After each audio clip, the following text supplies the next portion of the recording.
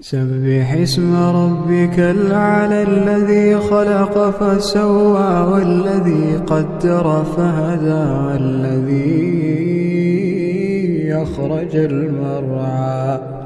فجعله غثاء نحوا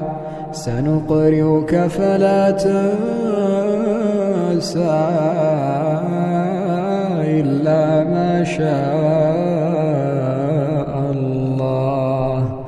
إنه يعلم الجهر وما يخفى ونيسرك لليسرى فذكر إن نفعت الذكرى سيذكر من يخشى ويتجنبها